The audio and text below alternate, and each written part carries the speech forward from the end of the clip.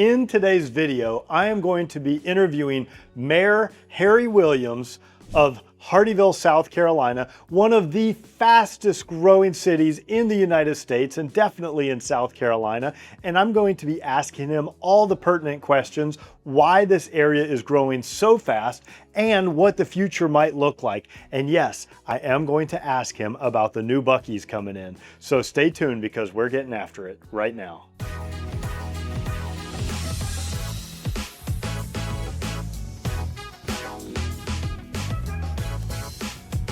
All right, so Mayor, thank you so much for taking your time out of your very busy schedule to talk to me about Hardeeville and the future of Hardeeville.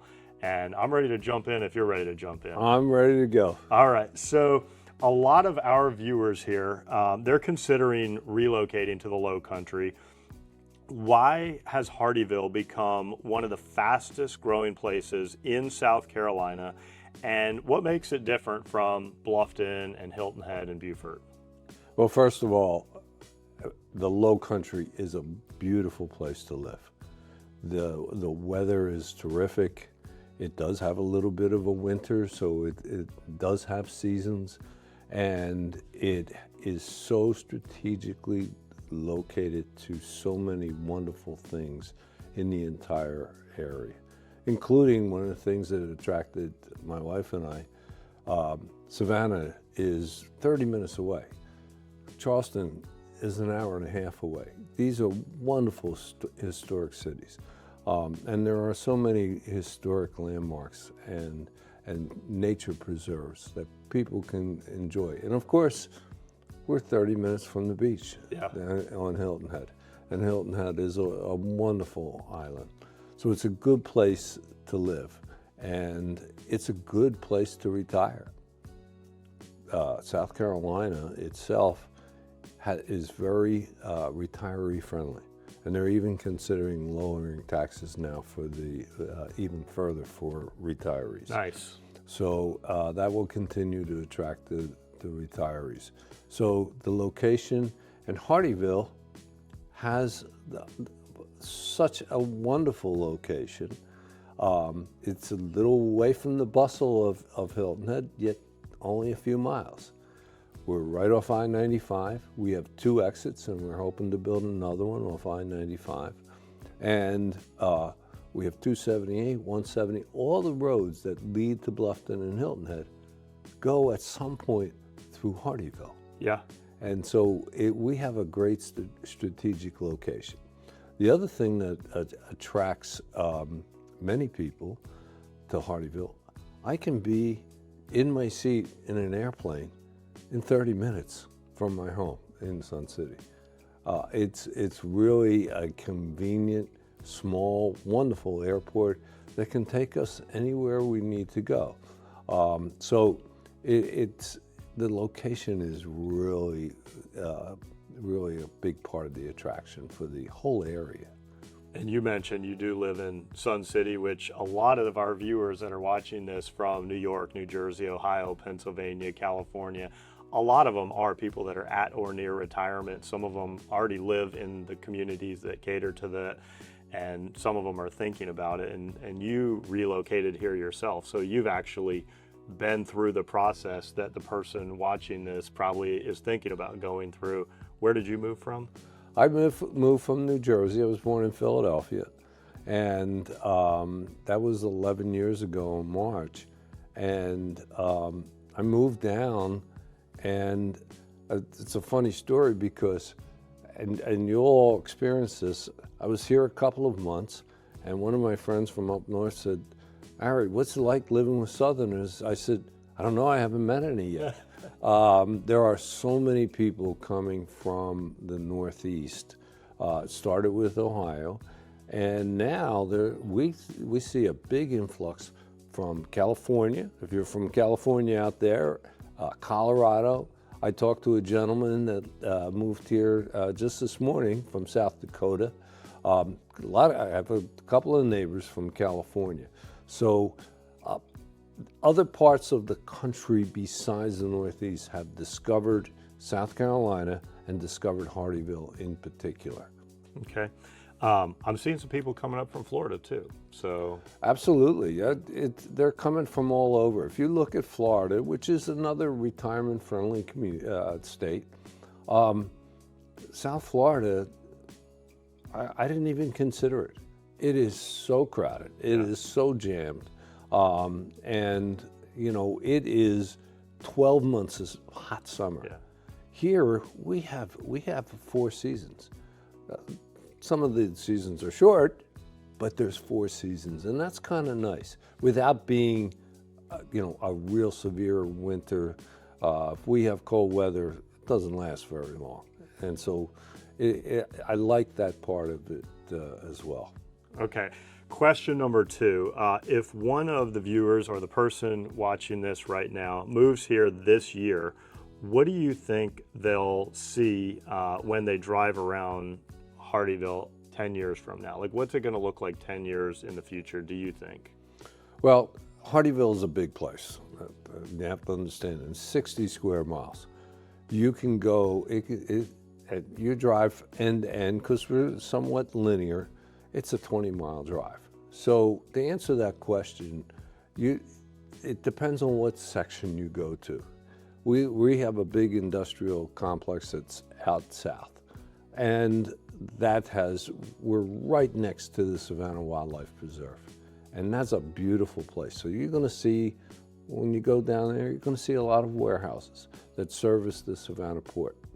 When you come down to our historic area, which is right here, we're trying to create a walkable, old, small town USA right down our main strip. And we're working with actually people from New Jersey to try to create that. And we have a lot of work to do. But in 10 years, I expect that to be finished. So you'll have a downtown that you can come to, we'll have events.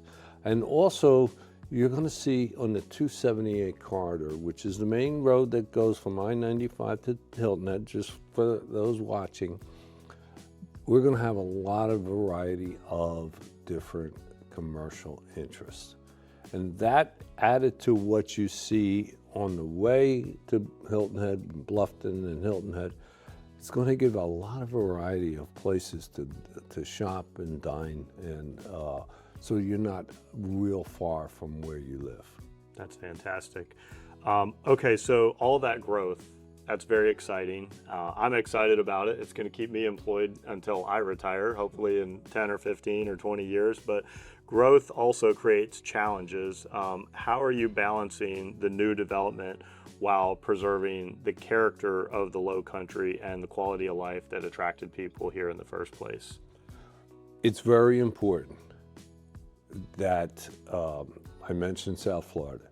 It's very important. We have a different ecological system here, and it's very important that we protect that.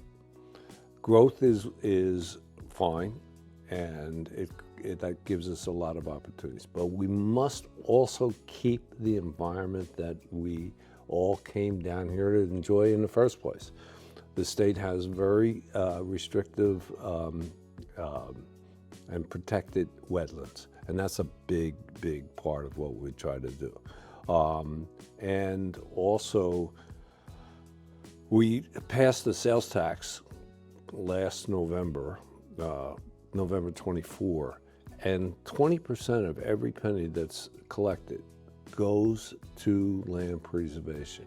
So what we're trying to do is identify key areas throughout the county that are so critical to the ecological system that we're going to buy it and preserve it forever. That's awesome. In one of our developments, we negotiated that landowner gave us 1,300 acres of a conservation easement. Our conservation easements cannot be developed.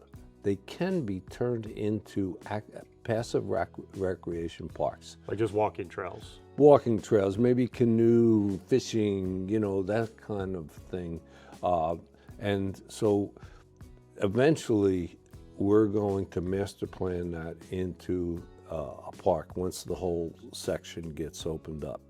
And that's going to be a beautiful attraction for people to come, because again, That's why people come here, to enjoy nature and outside. So things like that are what we hope to accomplish. Build where it's okay to build, preserve where we want to keep the natural beauty of the area. Yeah, and I know just from chatting before we started recording this, you know, you're fighting for the conservation. Like, even as some of the developers come in and they want to build, you know, a lot of houses and bring a lot of people in, part of the deal is like, okay, if you're gonna build here, you have to give us this, this, and this. So you're fighting on behalf of the environment and the preservation, which I thought was really cool. So yeah, it's very important, because these big developers, they come in and they have to do what's called clear cutting. And anybody who goes into one of these developments, you're going to see the trees are cut down. But we have a very strict ordinance that says for every acre, you have to put back another 15 trees, 15 hardwood trees that are indigenous to South Carolina. So that eventually the idea is, okay, you have to clear these pine trees in order to put the infrastructure in the ground. But that doesn't mean you have to leave it barren. You have to bring it back. We also have a very important stormwater lagoon system. So there's lagoons around, and I live on one, and I gotta tell you, I feel like I'm in a Disney park.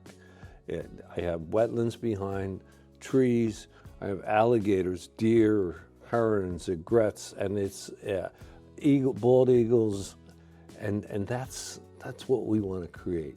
Is a place that people can live and enjoy nature. And clearing out pine trees to put in hardwood trees, that's a good trade-off. It's a very good trade-off. Because pine trees, that's, you know, kind of an agricultural crop that they grow and they cut down and they grow and they cut down for the paper plants and everything else.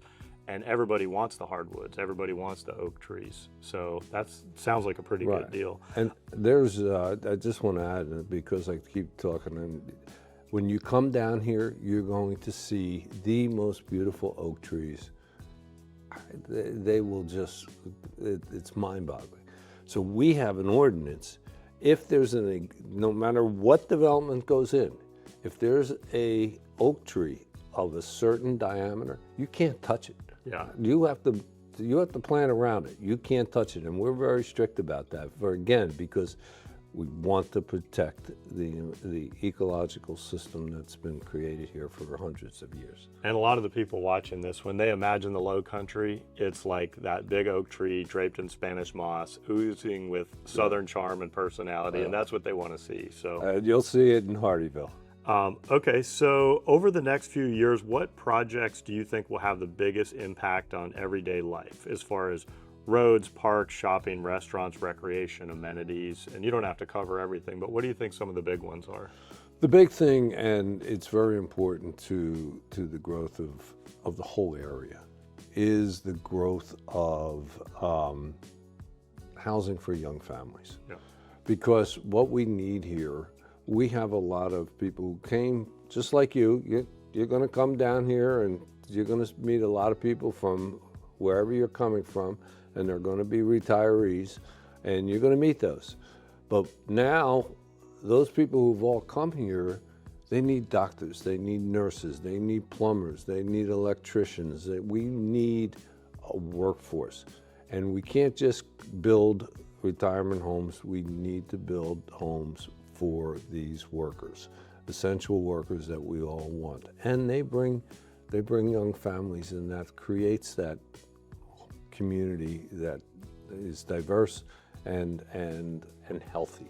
And it's in the works. I mean, we were talking about all the different real estate projects going on around town, and a lot of those projects are geared towards that target market. So absolutely, and it's very important to the health of any economy that you have the services that people are asking for, particularly health services. That's key. And one of the things that was comforting to me, what we were chatting about, and maybe if you're local and you're watching this, it'll be comforting to you. You know, there's a lot of planned growth, but it's not going to happen overnight. You know, I mean, this is strategically planned over the next 15 to 20 years, and you were telling me like how many houses are going in per month. And so this is not going to become a situation where overnight this thing just changes. It's going to be slow and gradual, and it's not going to be overwhelming to the fact that, hey, if you move here in 5 years, you're not going to recognize the place. Right. It's a slow change. It's a slow change, and I tell people who are moving here and concerned about that, and they should be, that this growth is going to happen concurrent with the growth of services and also the infrastructure that's necessary. We're building new water lines, and the water services are expanding their capacity. We passed the sales tax referendum. We're going to put millions of dollars into new roads. We're demanding that of the developers that put in interior roads that connect with sidewalks. All things we didn't do 10 years ago. And but now, recognizing that we want to preserve, and we also want to make sure that the road system, both interior and exterior, are going to be built for the future. All that happens concurrently. The homes aren't going to be built overnight. The roads aren't going to be widened overnight, but they'll all happen concurrently. Do you want to know everything there is to know about the South Carolina Lowcountry, whether it's Bluffton, Beaufort, Hilton Head Island, or Jasper County? Then subscribe below and tap that bell for notifications so you'll be the first to know every time I put out a new video. My name is David Simcox, host of this channel and a local real estate agent. I get calls and emails every day from people just like you looking to make their move here, and I absolutely love it. So whether you're moving in 3 days, 3 months, or even 3 years, give me a call, send me an email, shoot me a text, or you can always book a Zoom call by going to lowcountrylifestylesteam.com. Now, let's jump right back into the interview with the mayor. Okay, this is a big one. Everybody loves BUC-EE'S, especially my kids, all right? So the word on the street is we're getting a BUC-EE'S, and for a while I thought it was just a rumor, but I drive by where they're clearing the land out right now every day. So it's really happening from what I understand. What should people expect? When should they expect it? And how's that going to impact Hardeeville? Well, I really am so happy with how BUC-EE'S has come into our community and how they've planned their facility here in Hardeeville. Bottom line, they're targeting 2030. And why is it that far out? Because they can build these things, I'm told, like this. And they've already started clearing land. But they worked very closely with the Department of Transportation. I-95 is being widened, 3 lanes in each direction. And they started at the Georgia line, in the first 9 miles, which is 1 mile north of where BUC-EE'S is planned to be, and the exit 8. That's due to be finished in 2030, widened up to that point. But at the same time, that whole exit's being reconfigured so that it's going to make the in and out of and off the highway very simple. BUC-EE'S is also right in front of their location off Highway 17, right off the exit. Are putting a series of 2 roundabouts. And myself and our council, we went to Brunswick, Georgia a couple months ago to take a look at that town. And we went to BUC-EE'S with the 2 roundabouts. And I got to tell you, as crowded as that place was, getting in and out was a breeze. Nice. And if you've been to other BUC-EE'S, there's some that aren't so easy. So they really did a good job, and that's why it's 2030, because all those things are happening again concurrently. Growth needs to happen concurrently with the infrastructure that can handle it, and that's what we're trying. We have $6 million that we've devoted to a joint project to putting water and sewer for that entire area, because that's where the hospital is also. Yeah. So, you know, it's really planned very well. I'm very happy with BUC-EE'S. I'm excited to get some barbecue there. Absolutely, and I found out in my trip to Brunswick, they are known for briskets. Yeah. And you can buy a brisket and take it home and cook it yourself, and or I think they might have pre-cooked that you can buy as well. So you don't have to just go for a sandwich. You can go for and bring some home as well. But it is a phenomena. It's in a retail world that's shrinking. BUC-EE'S is exploding. Now, he asked me what that's going to mean, and it's very important that everybody's watching here. I mentioned that we have passed a referendum. That's a 1% sales tax, and that's for roads and preservation of natural resources. $376 million over the next 15 years, a total 15 years, is designated from that sales tax.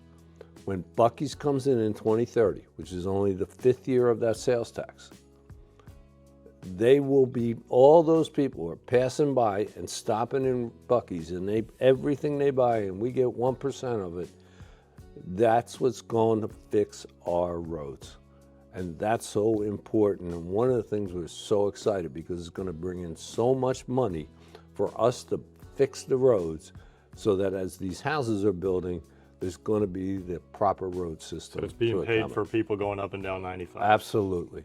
And it's not, the burden of those improvements are not put on me, the resident, or anyone coming in. It's being paid by people coming through. And even the ones that don't pass by. There's plenty that are coming to Hilton Head. Hilton Head has 3 million visitors a year. They're going to all pass by BUC-EE'S. And they're going to stop there. They're going to get their sandwiches and their shirts and their hats and everything, and they're going to help fix our roads. Yeah. All those 3 million people from Hilton Head, I guarantee you. And yeah, because Hilton Head is a huge family vacation destination. Absolutely. You see the bicycles on the back of the cars. Absolutely. And every kid wants to stop at BUC-EE'S. Every kid wants to stop at BUC-EE'S. They're going to buy something, and every one of those kids would say, "Thank you, young man, young lady. You're helping to fix our roads." That's great. All right, so you were talking about bringing in young workers and families and people into Hardeeville. You know, a lot of our viewers are still working. There are people that watch this and they're thinking about relocating here for quality of life, you know, different factors. It's not all, you know, retired folks. So career-wise, what is coming here? What industries, what employers are going to be shaping Hardeeville's future? Well, I want to say to a lot of people who are watching, and you probably may already realize it, we have noticed a tremendous change in the average age of the people coming in. Because as the world changed after 2020, there's a lot of people, especially established, experienced workers, who can work at home now. Mm-hmm. And so now they're coming down here, they have a great quality of life, an active lifestyle, and they're still working. Sometimes both the husband and wife are still working, and they've moved to an active lifestyle place. So there's that opportunity. There's also going to be a tremendous opportunity for all ages in our industrial complex. We're going to have, by 10 years, and maybe a lot sooner, we'll have over 16 million square feet of warehousing. Wow. And light industrial. There's a conductor company, people that make those big wires, and they have a very strong patent. And they just opened up 300,000 square feet, and they're going to hire and full build out 462 jobs. And there are going to be jobs of various levels, engineers as well as forklift drivers. So there's a whole lot of different industries coming in. When BUC-EE'S opens up, I'm going to resign as mayor and go clean bathrooms, because the price, you know, the average wage there is pretty good, a lot more than I make as a mayor. But and then the healthcare industry is going to have a tremendous increase of jobs.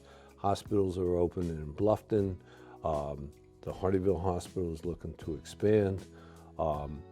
And there's as more people, whether they be a young child or a retiree, they're all going to need additional health.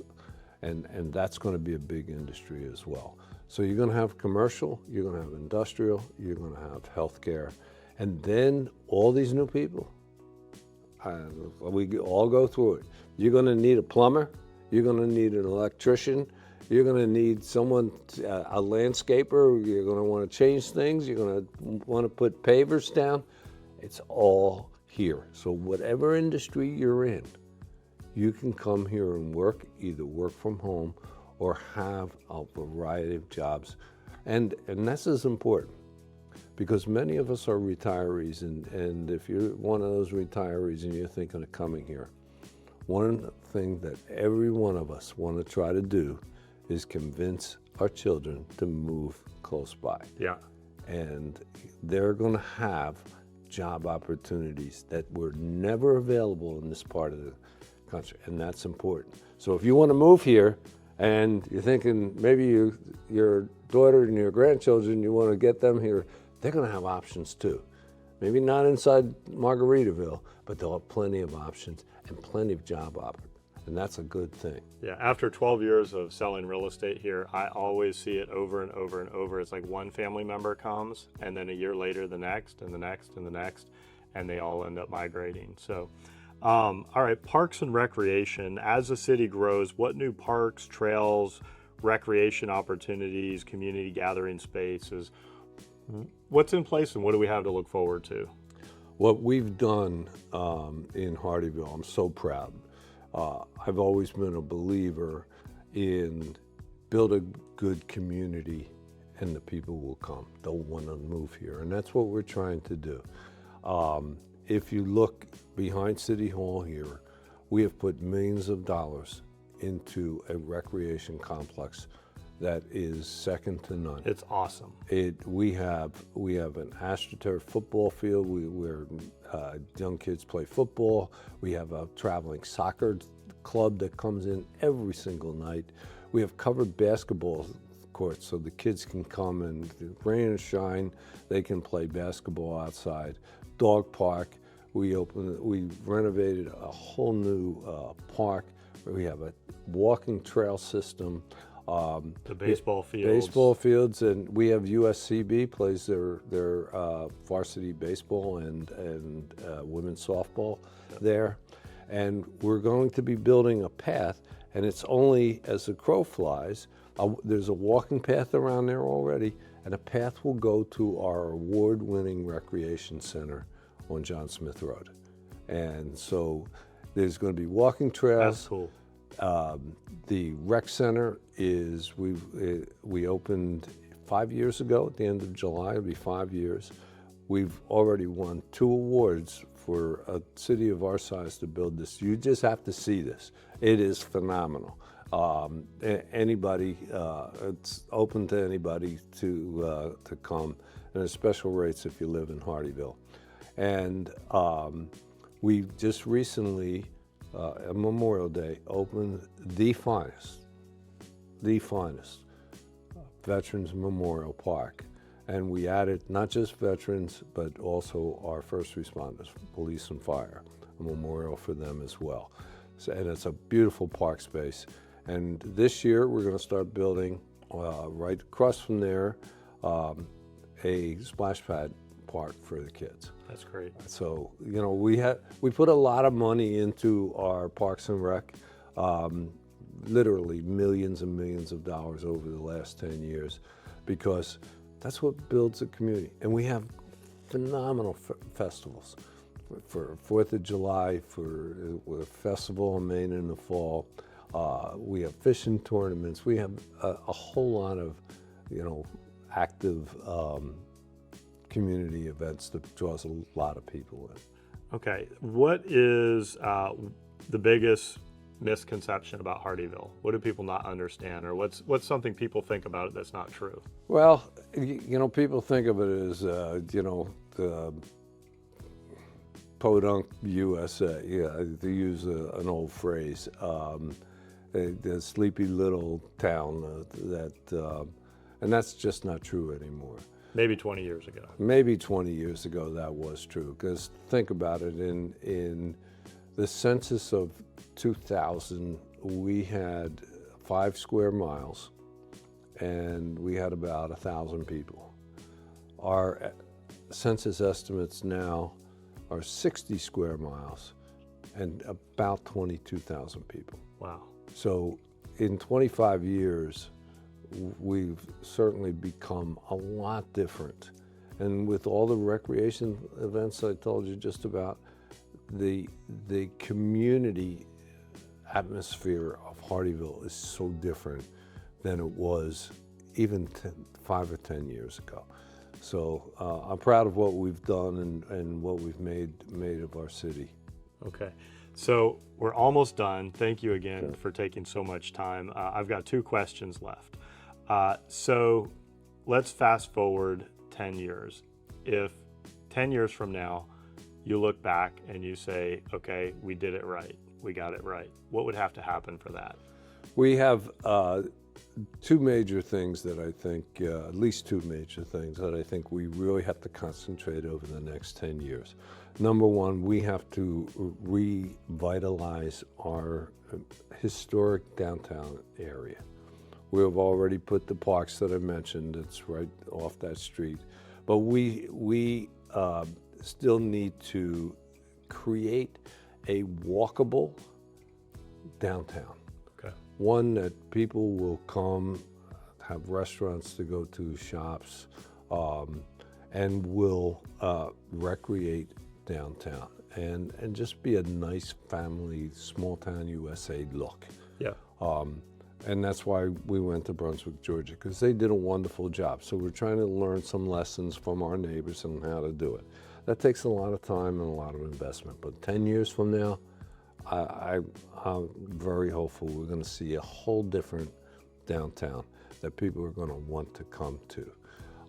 So that's a big challenge. The other thing that we need to do, besides the infrastructure, but that's we have to continue to do a more intensive job of preserving and taking our natural resources and keeping them the way they are. And what I'm referring to mostly is like our conservation easement. Turn that into places and spaces that people can go and recreate with nature. We have in the county, that's actually in the Hardeeville's zip code, is the William Jasper Park, which is a beautiful park, and the county takes care of that. So even though that's not in the city limits, it's right next to us. And it's near the hospital as well. So that space has to be continued to be improved. I think preserving our areas, you're going to see us taking our sales tax money, preserving more areas, making the ones we have more usable. I think that's one of the things you're going to see improved in the next 10 years. Okay, so final closing message. If somebody here is watching, maybe they don't live here yet, but maybe it's somebody watching, they already live in Hardeeville, they live in Sun City or Margaritaville, or maybe they just live in the community, or maybe they are thinking of moving here. What's your closing message to them? What do you want to say directly to them? There is no question in my mind. I've been here 11 years, I've been mayor 10, and I've been a councilman before that. So I got involved with the community right away. And the reason I did is when I came here and I started campaigning for a vacant council seat in 2015, right about this time when I started, I went out and I met the people, and I fell in love with the people.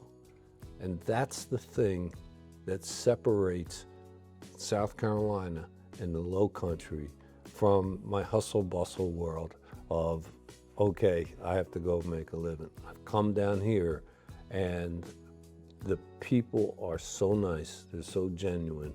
And you're gonna meet grumps no matter where you go. But that's what got me. And I went out and I met all the people, not just the people from Sun City who were from the same neck of the woods that I was from, but I went out and met the people and I fell in love with them. You'll fall in love with those people too. You'll fall in love if you know, or you have the choice. If you're a retiree and you're coming here, you can get behind that gate and play pickleball and golf and softball all day long, and that's fine. That's the choice you make. You have that option as well. If you're a young person, you have so many opportunities for jobs and good paying jobs. And so no matter what you're coming from or what you want to do with the rest of your life, you'll come down here, meet the people, and you'll fall in love just like I did. Thank you, Mayor. I really appreciate it. Okay. Thank you very much, and I'm excited about the future of Hardeeville. I am too. Thank you so much for staying till the end of the video. I hope you enjoyed meeting the mayor. I hope you enjoyed learning everything about the explosive growth of Hardeeville, South Carolina, and what it might look like in the future. And of course, if I can help you find your own Lowcountry lifestyle, give me a call, send me an email, shoot me a text, or you can always book a Zoom call by going to lowcountrylifestylesteam.com. And as I always say, I hope to meet you in person at some point, but if not, I will at least see you on the next video.